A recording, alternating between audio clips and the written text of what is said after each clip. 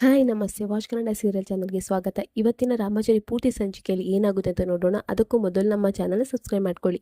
ಸಂಚಿಕೆ ಪ್ರಾರಂಭದಲ್ಲಿ ರಾಮಾಚಾರಿ ಮತ್ತು ಪುರಾರಿ ದೇವಸ್ಥಾನದಲ್ಲಿ ಪೂಜೆಗೆ ಅಂತ ಹೇಳಿ ಇರ್ತಾರೆ.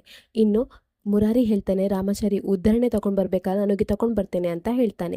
ಇನ್ನು ಮುರಾರಿ ಬರುವಾಗ ವೈಶಾಖ ಅಮ್ಮ ತಾಯಿ ಅಂತ ಹೇಳಿ ಭಿಕ್ಷೆ ಬೀಳ್ತಿರೋ ವಾಯ್ಸ್ ಕೇಳುತ್ತೆ. ಆಗ ಮುರಾರಿ ಅಂದ್ಕೊಳ್ತಾನೆ, ಇದೇನು ವೈಶಾಖ ಅತ್ತಿಗೇನು ವಾಯ್ಸ್ ಕೇಳಿಸ್ತಾ ಇದೆ ಅಲ್ಲ, ವೈಶಾಖ ಅತ್ತಿಗೆ ಭಿಕ್ಷೆ ಬೇಡ್ತಿದ್ದಾರಾ ಅಂತ ಹೇಳಿ ಯೋಚನೆ ಮಾಡ್ತಾನೆ. ಆವಾಗಲೇ ರಾಮಾಚಾರಿ ಬರ್ತಾನೆ.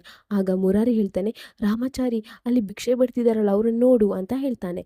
ಆಗ ರಾಮಾಚಾರಿ ಹೇಳ್ತಾನೆ, ಅವರನ್ನೇನು ನೋಡೋದು, ಪ್ರತಿದಿನ ಅವ್ರು ಇರ್ತಾರಲ್ವಾ ಅಂತ ಹೇಳ್ತಾನೆ.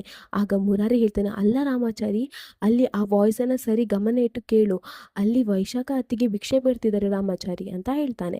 ಆಗ ರಾಮಾಚಾರಿ ಹೇಳ್ತಾನೆ, ನೋಡು ಮುರಾರಿ, ನಿಂಗೆ ವೈಶಾಖ ಅತ್ತಿಗೆ ಮೇಲೆ ಸಿಟ್ಟಿದೆ, ಕೋಪ ಇದೆ, ಹೌದು, ಹಾಗಂತ ಹೇಳಿ ಈ ರೀತಿ ಹೇಳೋದು ಸರಿಯಲ್ಲ ಅಂತ ಹೇಳ್ತಾನೆ.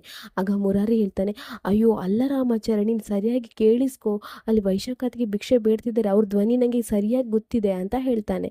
ಆಗ ರಾಮಾಚಾರಿ ಮುರಾರಿಗೆ ಎರಡು ಬೈದು, ಹೋಗಿ ಮುರಾರಿ ನಿನ್ನ ಕೆಲಸ ಏನು ನೋಡು ಅಂತ ಹೇಳಿ ಕಳಿಸ್ತಾನೆ. ಇನ್ನು ಮುರಾರಿಗೆ ಅನುಮಾನ ಹಾಗೇನೇ ಇರುತ್ತೆ. ಇನ್ನು ಈ ಕಡೆ ವೈಶಾಖ ಭಿಕ್ಷೆ ಬೇಡ್ತಾ ಇರ್ತಾಳೆ. ಅಣ್ಣ ಸಹಾಯ ಮಾಡಿ ಪ್ಲೀಸ್, ₹1 ಎಲ್ಲ ಹಾಕಬೇಡಿ, ₹10, ₹100, ₹200 ಎಲ್ಲ ಹಾಕಿ ಅಂತ ಹೇಳ್ಕೊಂಡು ಹೇಳ್ತಾ ಇರ್ತಾಳೆ. ಆಗ ಭಿಕ್ಷುಕ ಹೇಳ್ತಾನೆ, ನೋಡು, ಅವರೆಷ್ಟು ಕೊಡ್ತಾರೆ ನಾವು ತಗೊಳ್ಬೇಕು, ನಾವು ಭಿಕ್ಷುಕರು ಭ್ರಷ್ಟಾಚಾರಿಗಳು ಅಲ್ಲ, ಅವ್ರು ಕೊಟ್ಟಷ್ಟು ನಾವು ತಗೊಳ್ಬೇಕು ಅಂತ ಹೇಳ್ತಾನೆ. ಇನ್ನು ಅವಳು ಭಿಕ್ಷೆ ಬೇಡ್ತಾ ಇರ್ತಾಳೆ. ಅವಳ ಹತ್ರ ಆಲ್ಮೋಸ್ಟ್ 2,000 ಹಣ ಒಟ್ಟಾಗಿರುತ್ತೆ. ಆವಾಗಲೇ ಆ ಭಿಕ್ಷುಕ ಸಂಘದ ಪ್ರೆಸಿಡೆಂಟ್ ಬರ್ತಾನೆ. ಬಂದು ಎಲ್ಲರೂ ಹೇಗಿದ್ದೀರಾ ಅಂತ ಕೇಳ್ತಾನೆ. ಇನ್ನು ವೈಶಾಖನ್ ನೋಡಿ ಹೇಳ್ತಾನೆ, ಇದ್ಯಾರು ವಾಸು, ಹೊಸ ಜನ, ಹೊಸ ಹುಡುಗಿ ಇಲ್ಲಿ ಬಂದು ಭಿಕ್ಷೆ ಬೇಡ್ತಿದ್ದಾಳೆ, ಇದ್ಯಾರು ಅಂತ ಹೇಳ್ತಾನೆ. ಆಗ ಅವ್ರು ಹೇಳ್ತಾರೆ, ಇವತ್ತು ಬೆಳಿಗ್ಗೆ ಎಷ್ಟು ಬಂದ್ರಣ್ಣ ಅಂತ ಹೇಳ್ತಾರೆ. ಆಗ ಅವನು ಹೇಳ್ತಾನೆ, ಏನಮ್ಮ, ನಮ್ಮ ನಮ್ಮ ಏರಿಯಾಗೆ ಬಂದಿದೆಯಲ್ವಾ, ನೀನು ಯಾರ ಕಡೆಯವಳು, ಬಾಯಿ ಕಡೆಯವಳ ಅಂತ ಹೇಳ್ತಾನೆ. ಆಗ ವೈಶಾಖ್ ಹೇಳ್ತಾಳೆ, ಬಾಯ, ಯಾರ ಬಾಯಿ, ನನಗೇನು ಗೊತ್ತಿಲ್ಲ, ನನಗೆ ಸ್ವಲ್ಪ ಇಲ್ಲಿ ಅರ್ಜೆಂಟ್ ಬರಲಿಕ್ಕಿತ್ತು ಬಂದೆ, ಇನ್ನೇನು ನಾನು ಭಿಕ್ಷೆ ಎಲ್ಲ ಬೇಡಿ ಹಣ ಕಲೆಕ್ಷನ್ ಮಾಡಿ ನಾನು ಸೀದಾ ಹೋಗ್ತೇನೆ ಅಂತ ಹೇಳ್ತಾಳೆ. ಆಗ ಅವನು ಹೇಳ್ತಾನೆ, ಏನು ಕಲೆಕ್ಷನ್ ಮಾಡಿ ಹೋಗೋದು, ಮೊದಲು ನೀನು ಯಾರಂತ ಹೇಳು, ನೋಡು ನಿನ್ನ ಮೆಂಬರ್ಶಿಪ್ ಕಾರ್ಡ್ ಇದೆಯಾ. ಆಗ ವೈಶಾಖ ಹೇಳ್ತಾಳೆ, ಮೆಂಬರ್ಶಿಪ್ ಕಾರ್ಡಾ, ಅದ್ಯಾವ ಕಾರ್ಡು, ನನ್ನ ಹತ್ರ ಏನೂ ಇಲ್ಲ ಅಂತ ಹೇಳ್ತಾಳೆ. ಆಗ ಅವನು ಹೇಳ್ತಾನೆ, ಏನು ಮೆಂಬರ್ಶಿಪ್ ಕಾರ್ಡ್ ಇಲ್ವಾ, ಹಾಗಾದರೆ ನೀನು ಇಲ್ಲಿ ಭಿಕ್ಷೆ ಬೇಡವಾಗಿಲ್ಲ, ಮೊದಲು ಕಲೆಕ್ಷನ್ ಆಗಿದ್ದ ಹಣ ಎಲ್ಲ ನಂಗೆ ಕೊಟ್ಟು ಇಲ್ಲಿಂದ ಹೋಗು ಅಂತ ಹೇಳ್ತಾನೆ. ಆಗ ವೈಶಾಖ ಹೇಳ್ತಾಳೆ, ಏನಂತಿದ್ಯಾ, ಕಲೆಕ್ಷನ್ ಆಗಿದ್ದು ನಿಂಗೆ ಕೊಡಬೇಕಾ, ಬೆಳಿಗ್ಗೆಯಿಂದ ಕಷ್ಟಪಟ್ಟು ಬೆವರು ಸುರಿಸಿ ಭಿಕ್ಷೆ ಬೇಡಿದ್ದೇನೆ, ನಿಂಗೆ ಯಾಕೆ ಕೊಡಬೇಕು, ಹೋಗೋ ಅಂತ ಹೇಳ್ತಾನೆ. ಆಗ ಅವನು ವೈಶಾಖದ ಕೈಯಲ್ಲಿದ್ದ ತಟ್ಟೆಯನ್ನು ತಗೊಳ್ತಾನೆ. ಆವಾಗ ವೈಶಾಖ ಸಿಟ್ಟು ಬಂದು ಕೆನ್ನೆಗೊಂದು ಹೊಡಿತಾಳೆ. ಆಗ ಅಲ್ಲಿದ್ದವರೆಲ್ಲ ಭಿಕ್ಷುಕರು ಎದ್ದು ನಿಲ್ತಾರೆ. ಆಗ ಅವನು ಹೇಳ್ತಾನೆ, ಏನು ಇವರಿಗೆ ಹೊಡೆದಿಯಲ್ವಾ, ಇವ್ರು ಯಾರಂತ ಗೊತ್ತಾ ನಿಂಗೆ, ಇವ್ರು ನಮ್ಮ ಪ್ರೆಸಿಡೆಂಟ್, ಭಿಕ್ಷುಕರ ಸಂಘದ ಪ್ರೆಸಿಡೆಂಟ್, ಇವರಿಗೆ ಹೊಡೆದಿಯಾ ಅಂತ ಹೇಳ್ತಾನೆ. ಇನ್ನು ಪ್ರೆಸಿಡೆಂಟ್ ಹೇಳ್ತಾನೆ, ನೋಡಿ ಅಮ್ಮ, ಮಂಜಮ್ಮ ನೋಡಿ, ರಥಮ್ಮ ನೋಡಿ, ಇವಳಂಗೆ ಹೊಡೆದ್ಲು, ಬಿಡಬೇಡಿ, ಇವಳಿಗೆ ಸರಿಯಾಗಿ ಹೊಡಿರಿ ಅಂತ ಹೇಳ್ತಾರೆ. ಆಗ ಅಲ್ಲಿದ್ದ ಹೆಂಗಸರೆಲ್ಲ ಸರ್ರಿ ಹೊಡಿತಾರೆ. ಇನ್ನಲ್ಲಿ ಗಲಾಟೆನೇ ಆಗ್ತಾ ಇರ್ತದೆ. ಆಗ ಅದರ ರುಕ್ಕು ನೋಡಿ ತಪ್ಪಿಸ್ಲಿಕ್ಕಂತ ಹೋಗ್ತಾಳೆ. ಇನ್ನು ಈ ಕಡೆ ಮುರಾರಿ ಮತ್ತು ರಾಮಾಚಾರಿ ಬರ್ತಾ ಇರ್ತಾರೆ. ಮುರಾರಿ ಹೇಳ್ತಾನೆ, ಅಲ್ಲೋಡು ರಾಮಾಚಾರಿ, ಏನು ಗಲಾಟೆ ಆಗ್ತಿದೆ ಅಲ್ವಾ ಅಂತ ಹೇಳ್ತಾನೆ. ಅದಕ್ಕೆ ರಾಮಾಚಾರಿ ಹೇಳ್ತಾನೆ, ಹೌದು ಗಲಾಟೆ ಆಗ್ತಿದೆ, ಏನಂತ ಹೋಗಿ ನೋಡೋಣ ಅಂತ ಹೋಗ್ತಾನೆ. ಆವಾಗ ರಾಮಾಚಾರಿ ಮತ್ತು ಮುರಾರಿ ಹೋಗಿ ಅದನ್ನು ತಪ್ಪಿಸ್ತಾರೆ. ಏನು ಮಾಡ್ತಿದ್ದಾರೆ, ಯಾಕೆ ಅವರಿಗೆ ಹೊಡಿತಿದ್ದೀರಾ ಅಂತ ಕೇಳ್ತಾರೆ.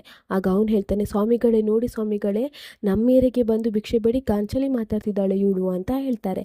ಆಗ ರಾಮಾಚಾರಿ ಹೇಳ್ತಾನೆ, ಯಾರಮ್ಮ ನೀನು, ಮುಖ ತೋರಿಸು ಅಂತ ಹೇಳ್ತಾಳೆ. ವೈಶಾಖ ಮುಖ ಮುಚ್ಕೊಂಡಿರ್ತಾಳೆ. ಆಗ ವೈಶಾಖ ಮುಖ ತೋರಿಸ್ತಾಳೆ. ಆಗ ರಾಮಾಚಾರಿ ಹೇಳ್ತಾನೆ, ವೈಶಾಖ ಅತ್ತಿಗೆ ನೀವು ಭಿಕ್ಷೆ ಬೇಡ್ತಿದ್ದೀರಾ ಅಂತ ಹೇಳ್ತಾರೆ. ಅಲ್ಲದೆ ಭಿಕ್ಷುಕರಿಗೂ ಶಾಕ್ ಆಗ್ತದೆ. ಮುರಾರಿ ಹೇಳ್ತಾನೆ, ಅತ್ತಿಗೆ ನಿಮ್ಗೇನಾಗಿದೆ, ನೀವ್ಯಾಕೆ ಇಲ್ಲಿ ಭಿಕ್ಷೆ ಬೇಡ್ತಿದ್ದೀರಾ ಅಂತ ಹೇಳ್ತಾರೆ. ಆಗ ವೈಶಾಖ ಏನೂ ಹೇಳಲ್ಲ. ಆಗ ರುಕ್ಕುನ ಮುರಾರಿ ನೋಡ್ತಾನೆ. ಮುರಾರಿ ನೋಡಿ, ಅಲ್ಲಿ ನೋಡಿ ರುಕ್ಮಿಣಿ ಅತ್ತಿಗೇನು ಇಲ್ಲೇ ಇದ್ದಾರೆ ಅಂತ ಹೇಳ್ತಾನೆ. ಆಗ ರಾಮಾಚಾರಿ, ರುಕ್ಮಿಣಿ ಅವರೇ ನೀವಿಲ್ಲಿದ್ದೀರಾ, ಏನಾಯಿತು, ನೀವೇನು ಮಾಡ್ತಿದ್ದೀರಾ ಇಲ್ಲಿ, ಭಿಕ್ಷೆ ಯಾಕೆ ಬೀಳ್ತಿದ್ದೀರಾ ಅಂತ ಕೇಳ್ತಾರೆ. ಆಗ ರುಕ್ಮಿಣಿ ಹೇಳ್ತಾಳೆ, ಅದು ಬಾಬಾ, ಅಕ್ಕ ಇವತ್ತು ಬದುಕಬೇಕಂದ್ರೆ ಅವಳು ಭಿಕ್ಷೆ ಬೇಡಲೇಬೇಕು ಅಂತ ಹೇಳ್ತಾಳೆ. ಆಗ ರಾಮಾಚಾರಿ ಹೇಳ್ತಾನೆ, ಏನು ಹೇಳ್ತಿದ್ಯಾ, ಅವಳು ಬದುಕಬೇಕಂದ್ರೆ ಭಿಕ್ಷೆ ಬೇಡಬೇಕಾ, ಏನೇನು ಮಾತಿನ ಅರ್ಥ ಅಂತ ಹೇಳ್ತಾನೆ.